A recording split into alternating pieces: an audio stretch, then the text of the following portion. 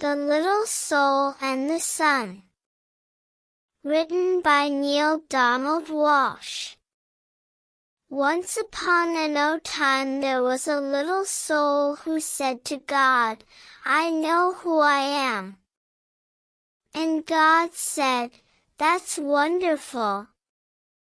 Who are you?" And the little soul shouted, "I'm the light." God smiled a big smile. "That's right," God exclaimed. "You are the light."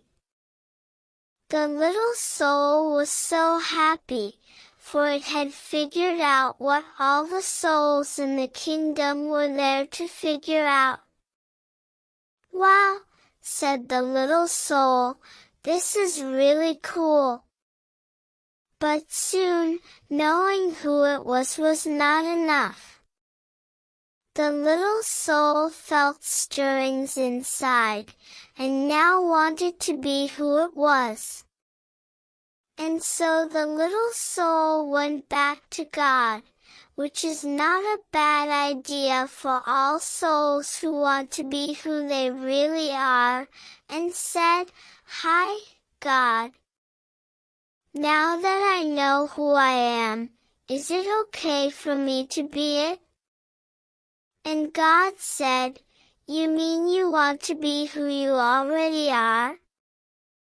"Well," replied the little soul, "it's one thing to know who I am, and another thing altogether to actually be it. I want to feel what it's like to be the light." "But you already are the light," God repeated, smiling again. "Yes, but I want to see what that feels like," cried the little soul. "Well," said God with a chuckle, "I suppose I should have known. You always were the adventuresome one." Then God's expression changed.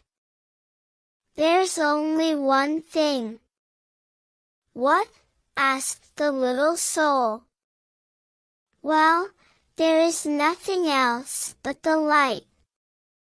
You see, I created nothing but what you are, and so, there is no easy way for you to experience yourself as who you are, since there is nothing that you are not." "Huh?" said the little soul, who was now a little confused. "Think of it this way," said God. "You are like a candle in the sun." "Oh, you're there all right." "Along with a million, cogillion other candles who make up the sun. And the sun would not be the sun without you. Nay, it would be a sun without one of its candles, and that would not be the sun at all, for it would not shine as brightly. Yet, how to know yourself as the light when you are amidst the light, that is the question." "Well," the little soul perked up, "you're God. Think of something." Once more God smiled. "I already have," God said. "Since you cannot see yourself as the light when you are in the light, we'll surround you with darkness." "What's darkness?" the little soul asked. God replied, "It is that which you are not." "Will I be afraid of the dark?" cried the little soul. "Only if you choose to be." God answered, "There is nothing, really, to be afraid of, unless you decide that there is. You see, we are making it all up. We are pretending. Oh, said the little soul, and felt better already. Then God explained that, in order to experience anything at all, the exact opposite of it will appear. It is a great gift, God said, because without it, you could not know what anything is like. You could not know warm without cold, up without down, fast without slow. You could not know left without right, here without there, now without then. And so, God concluded, when you are surrounded with darkness, do not shake your fist and raise your voice and curse the darkness. Rather be a light unto the darkness, and don't be mad about it. Then you will know who you really are, and all others will know, too. Let your light so shine that everyone will know how special you are. You mean it's okay to let others see how special I am? Asked the little soul. Of course. God chuckled. It's very okay. But remember, special does not mean better. Everybody is special, each in their own way. Yet many others have forgotten that. They will see that it is okay for them to be special only when you see that it is okay for you to be special. Wow, said the little soul, dancing and skipping and laughing and jumping with joy. I can be as special as I want to be. Yes, and you can start right now, said God, who was dancing and skipping and laughing right along with the little soul. What part of special do you want to be? What part of special? The little soul repeated. I don't understand. Well, God explained, being the light is being special, and being special has a lot of parts to it. It is special to be kind. It is special to be gentle. It is special to be creative. It is special to be patient. Can you think of any other ways it is special to be? The little soul sat quietly for a moment. I can think of lots of ways to be special, the little soul then exclaimed. It is special to be helpful. It is special to be sharing. It is special to be friendly. It is special to be considerate of others. Yes. God agreed, and you can be all of those things, or any part of special you wish to be, at any moment. That's what it means to be the light. I know what I want to be. I know what I want to be, the little soul announced with great excitement. I want to be the part of special called forgiving. Isn't it special to be forgiving? Oh, yes, God assured the little soul. That is very special. Okay, said the little soul. That's what I want to be. I want to be forgiving. I want to experience myself as that. Good, said God, but there's one thing you should know. The little soul was becoming a bit impatient now. It always seemed as though there were some complications. What is it? The little soul sighed. There is no one to forgive. No one. The little soul could hardly believe what had been said. No one. God repeated. Everything I have made is perfect. There is not a single soul in all creation less perfect than you. Look around you. It was then that the little soul realized a large crowd had gathered. Souls had come from far and wide, from all over the kingdom, for the word had gone forth that the little soul was having this extraordinary conversation with God, and everyone wanted to hear what they were saying. Looking at the countless other souls gathered there, the little soul had to agree. None appeared less wonderful, less magnificent, or less perfect than the little soul itself. Such was the wonder of the souls gathered around, and so bright was their light, that the little soul could scarcely gaze upon them. Who, then, to forgive? Asked God. Boy, this is going to be no fun at all, grumbled the little soul. I wanted to experience myself as one who forgives.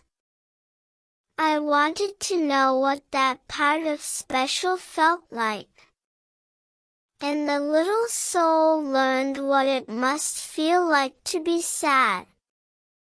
But just then a friendly soul stepped forward from the crowd. Not to worry, little soul, the friendly soul said, I will help you. You will? The little soul brightened. But what can you do? Why, I can give you someone to forgive. You can. Certainly, chirped the friendly soul. I can come into your next lifetime and do something for you to forgive. But why? Why would you do that? The little soul asked. You, who are a being of such utter perfection. You, who vibrate with such a speed that it creates a light so bright that I can hardly gaze upon you. What could cause you to want to slow down your vibration to such a speed that your bright light would become dark and dense? What could cause you, who are so light that you dance upon the stars and move throughout the kingdom with the speed of your thought, to come into my life and make yourself so heavy that you could do this bad thing? Simple, the friendly soul said. I would do it because I love you. The little soul seemed surprised at the answer. Don't be so amazed, said the friendly soul, you have done the same thing for me. Don't you remember?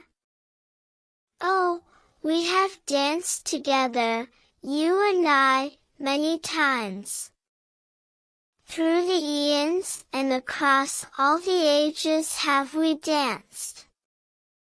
Across all time and in many places have we played together. You just don't remember. We have both been all of it. We have been the up and the down of it, the left and the right of it. We have been the here and the there of it, the now and the then of it. We have been the male and the female, the good and the bad. We have both been the victim and the villain of it.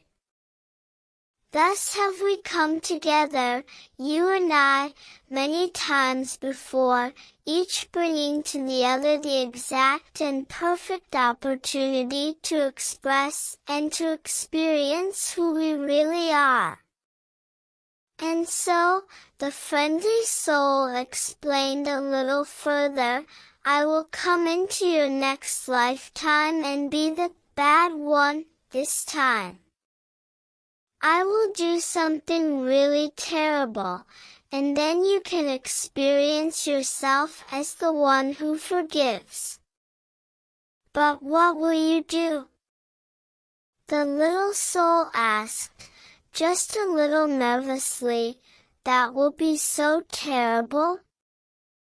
Oh, replied the friendly soul with a twinkle, we'll think of something.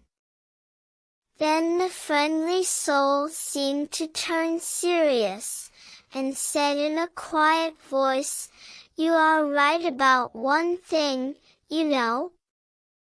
What is that? The little soul wanted to know. I will have to slow down my vibration and become very heavy to do this not so nice thing. I will have to pretend to be something very unlike myself. And so, I have but one favor to ask of you in return. Oh, anything, anything, cried the little soul, and began to dance and sing, I get to be forgiving, I get to be forgiving. Then the little soul saw that the friendly soul was remaining very quiet. What is it? The little soul asked. What can I do for you?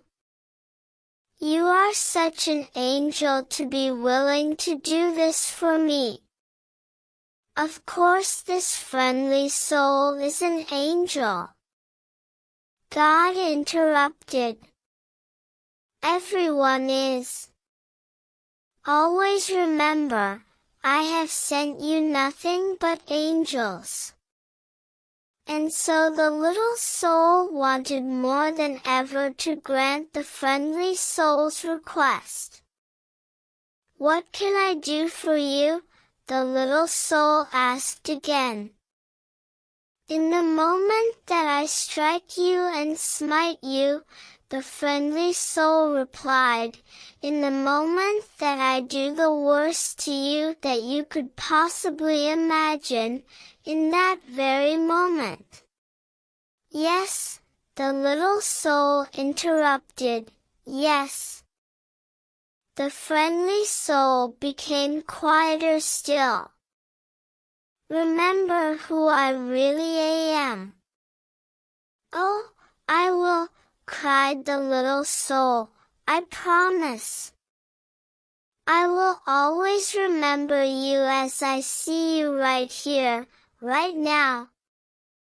Good, said the friendly soul, because, you see, I will have been pretending so hard, I will have forgotten myself. And if you do not remember me as I really am, I may not be able to remember for a very long time. And if I forget who I am, you may even forget who you are, and we will both be lost. Then we will need another soul to come along and remind us both of who we are. No, we won't, the little soul promised again. I will remember you. And I will thank you for bringing me this gift, the chance to experience myself as who I am. And so, the agreement was made. And the little soul went forth into a new lifetime, excited to be the light, which was very special, and excited to be that part of special called forgiveness. And the little soul waited anxiously to be able to experience itself as forgiveness, and to thank whatever other soul made it possible. And at all the moments in that new lifetime, whenever a new soul appeared on the scene, whether that new soul brought joy or sadness, and especially if it brought sadness, the little soul thought of what God had said. Always remember, God had smiled, I have sent you nothing but angels.